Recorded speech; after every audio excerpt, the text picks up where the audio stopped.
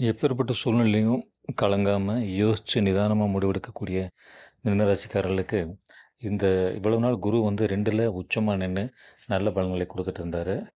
அதாவது தொழில்ல நல்ல சப்போர்ட்டிவா இருந்தாரு. 6, 8, 10 இந்த ஸ்தானங்கள பார்க்கறதுனால, நீங்க வேலையில இருந்தாலும் சரி, தொழில்ல இருந்தாலும் சரி, ஒரு நல்ல பலன்களை குடுத்துட்டு இருந்தாரு. இந்த டிசம்பர் 6க்கு அப்புறம், அதுக்கப்புறம் 2026 மார்ச் 11 வரைக்கும் உங்க ராசிக்கே குரு பெயர்ச்சி ஆகுறாரு. அங்கேயும் வக்ரமா தான் இருக்காரு. இந்த டைம்ல கணவன், மனைவி உறவுகளே நல்லா தான் இருக்கும். ஆனா, நீங்க கவனமா இருக்க வேண்டியது தொழில்ல. அப்புறம் உங்கள சுத்தியும் ஒரு கூட்டம் இருக்கும். உங்கள எப்படி ஏமாத்தலாம் அப்படின்னு சொல்லி பார்த்துட்டே இருப்பாங்க. எதிரி ஸ்தானமும் வலுவா இருக்கு. அதனால இந்த கேரண்டி கையெழுத்து போடுறது, அடுத்தவங்களுக்கு வாலண்டியரா போய் ஹெல்ப் பண்றது, இதெல்லாம் பண்ணாதீங்க.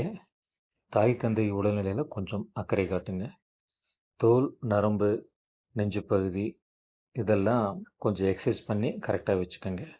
அடுத்தடுத்து வர்ற பயிற்சிகள் உங்களுக்கு சாதகமா இருக்கும்.